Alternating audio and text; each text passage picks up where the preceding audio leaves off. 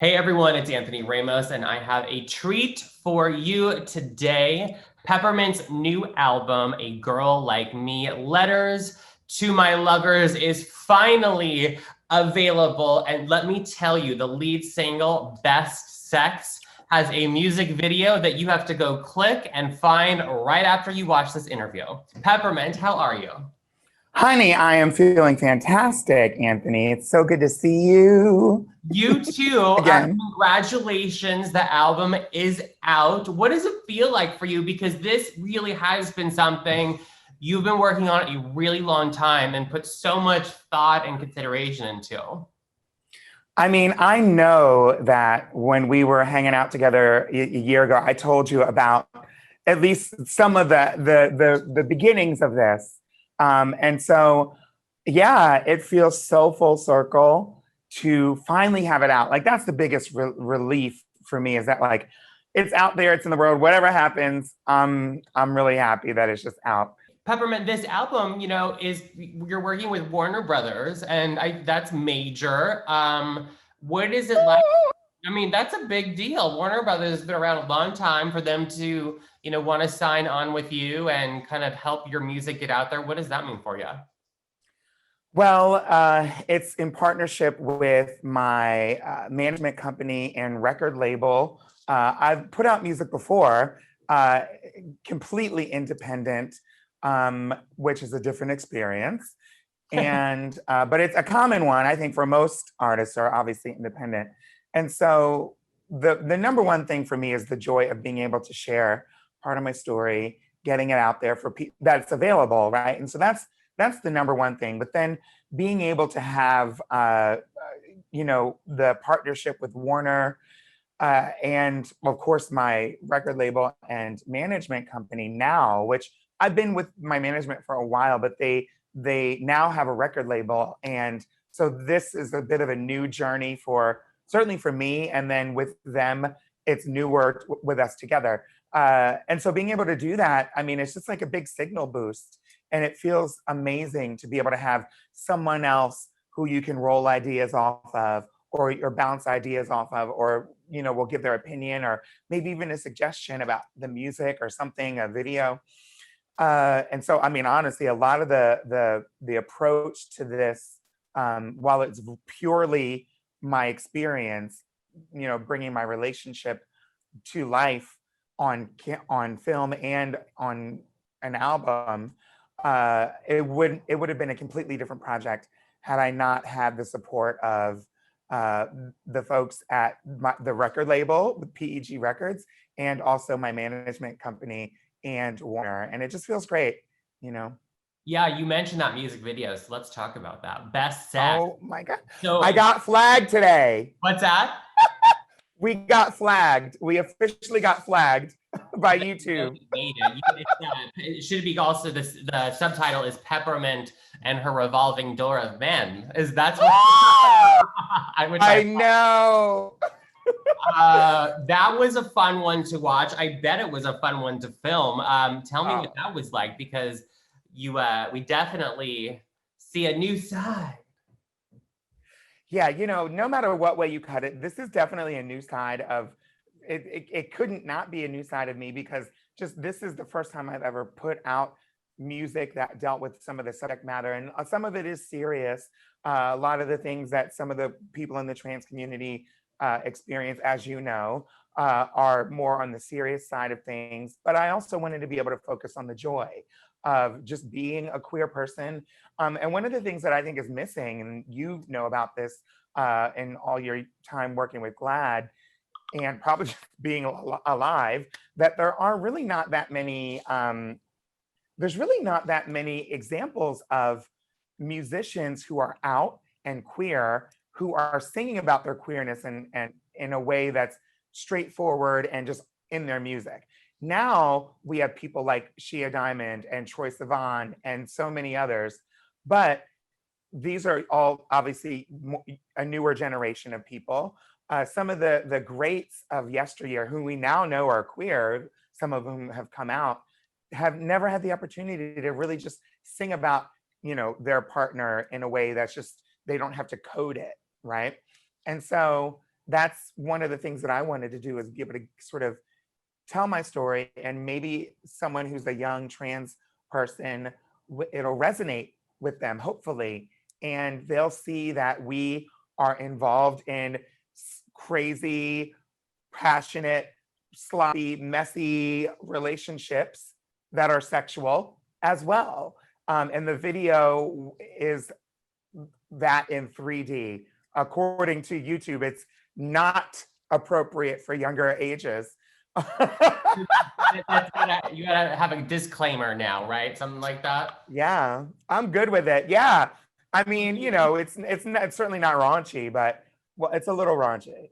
No, it's sexy, it's steamy. I mean, the best stuff, I mean, is, you know, adult and Yeah. explicit. I mean, so, you know, what was it like? I mean, because, you know, that those, you know, for anyone, I mean, you know, ooze confidence, have been on the stage, been on Broadway, been on our TV screens, done it all. But, you know, to film some of those love scenes, that takes a lot of guts. I mean, how do you even get into the mindset of that? Because you had to do it like 5 times, I think, 5 different guys. Yeah, Anthony, let me tell you, darling, it was nerve-wracking. I mean, let's just put it this way. And I mean, you know, COVID had made several, you know, appearances in the meetings while planning this video, because obviously, on a serious note, we really wanted to make sure that we filmed it responsibly, because we did film this during the pandemic. We wanted to make sure that everyone was tested and quarantined and followed all the protocols that we could. And I think we did a great job. Kudos to Rosa, my producer, for helping me organize all that stuff. But then, you know, Miss Pandemic reminded me when I went to go put on that dress, oh girl, you've been sitting around eating a couple French bread pizzas all summer. And I was like, oh my gosh, I got to get into bed with these hot guys. And oh well. So you know what? Let me just embrace it in all my juicy squishiness. You know, I'm a little thicker than I might have been had we never had this pandemic. But if that's the most I've had to deal with, then I'm lucky and blessed while I'm filming my music video. So I just dove all in. And it was really, you know, I wanted to try to get some diverseness in there. You know, I wanted to be able to make sure that I had men of color. I wanted to make sure that I had someone of trans experience in as one of the lovers as well. And I think we did a good job of you know, getting some different types of people in my bed. And it was fun to make, you know.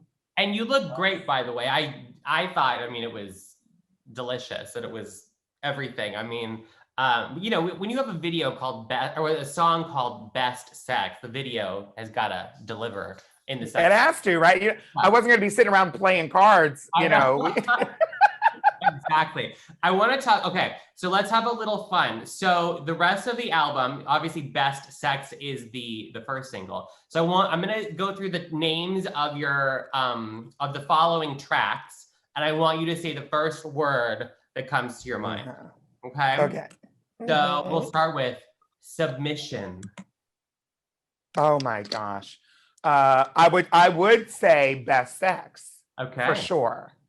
Best Sex. Oh, wait. Now, am I saying a title or a word? Whatever you want. It can be a word, it can be a phrase, a little tidbit to get people excited about what the track is. Okay. Definitely Best Sex. Okay. Okay. Claimed. In the light. And that's one of the lyrics from A Chosen One. Okay. Oh, I was saying next one is Chosen One. Preferred. Chosen One is preferred. I would prefer to be the chosen one. Worthy. Worthy. That's one of my favorites. Yeah, honestly, that's a hard one to come by, I think, for an individual, at least for me, believing in that worthiness, right? And so I would say everyone is worthy. A Girl Like Me. Heart. That song that's the title of the album, but it's also obviously a song on the album, and it's it's the heart of the album, and it's my heart. Yes, and you have a big heart. I 100% agree. Woke. Oh, woke, honey, woke. This is the it's kind of like, okay, I'm gonna say, how do you say this? Double-edged sword. That's what I'm gonna say about woke. That's all I'm gonna say. And there's more. You can it explains itself on the album. I hear you with that, 100%. And then we have a nice cover, Will You Still Love Me Tomorrow? Oh my gosh. And it's an honor and a gift. We were hoping that we'd be able to get the rights to the song, and we obviously we did. And it's, you know, it's one of the most beautiful songs. I think just the song, the writing is extremely beautiful. I remember, of course, I remember hearing it as a little girl, and you know, it was playing on the record in my grandmother's basement with the Shirelles, with the original artists who recorded it. Of course, it's a Carole King co-penned track, and then hearing the stage version in Beautiful, the Broadway musical, which is about Carole King's life, basically. It just basically reminded me that I wanted to be around that song and it was going to make a mark in my life, and it did. And I wanted to kind of represent it through my filter, so that people could see it sort of through the lens of someone who's trans and someone who is an adult who may happen to have a couple of casual encounters. Absolutely. And speaking of casual encounters, the last track is Every Morning. Every morning. And I think, to me, like every morning, like the flip side of a coin. Because there's those moments of like, will you still love me tomorrow? Obviously, it's nighttime when we're thinking those thoughts. And then the flip side is every morning, hopefully the person is still in your bed. Yes. You know, I want to talk about because this album, obviously so personal, and I think it's so important with queer artists that they do weave in their authentic experiences into the music that they write, into the music that they put out. For you, kind of looking back on the journey of your lovers, relationships, what has it done for you to kind of move forward? Has it been cathartic for you? Like, what kind of experience was that like to kind of go back through, you know, the Rolodex and see where you went and where you are now? Well, the bulk of the story of this that inspired this album is pretty fresh. I mean, I don't know. I mean, like as of like less than 2 years. I left my heart in San Francisco, as the song goes, and returning to San Francisco was quite an emotional moment for me. We were I know we were together in San Francisco, and that was extremely emotional for me. And that was kind of the moment that sort of gave me permission to start sorting through, because you know, like you take your feelings, you kind of bottle them up and you try to go on with your life. And so that's what I was doing. And then going back to San Francisco was sort of unlocking that and saying, okay, let it flow, and you're gonna cry, and you're gonna go through all the feelings again. So once I sorted through all of that, I had the opportunity to really focus on finishing this album. I had already written some of the songs. Then we, you know, were in pandemic and the situation changed. And it really was cathartic. But it was such an emotional roller coaster for me to create the music, write the songs. I was co-writing A Girl Like Me with Adam Joseph, who is one of my co-producers and co-writers. And we were writing the song. He was on the piano. We were separate, but that's because he lives in another state. And so we were doing it on Zoom or something. And he went silent. We sang, we like talked through it. We had the lyrics down and we kind of hummed a little melody. It wasn't finished. And then it was like complete silence for like a minute. And I was like, are you all right? Like, hello? And he was like, yeah. And I could hear him sniffling. He was like, I'm crying. Like, I'm straight up crying.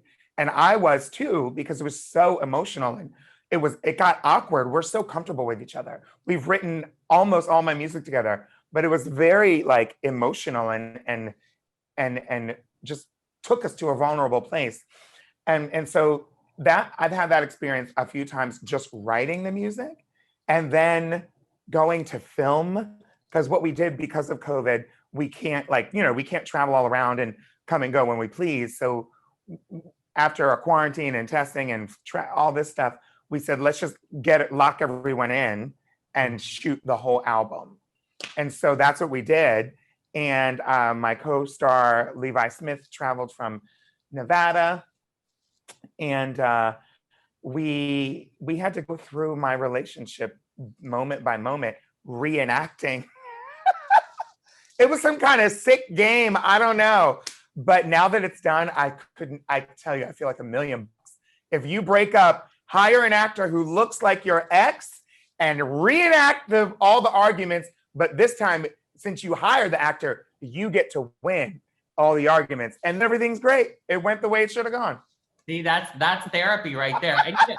And I do just want to say, I think it's so impressive when any artist writes their own material, because songwriting is really hard. And, the fact that you are co-writing or writing all of your stuff, I think is just so impressive. And how crazy, I didn't, not crazy, but how interesting the way things happen for a reason. How, we were in San Francisco together, you were hosting our San Francisco gala, and then that moment of returning back kind of allowed you to kind of go on to this journey. And that's so wonderful. You were so great hosting that show, by the way. Thank you, darling. Yes. Well, Peppermint, it has been a pleasure.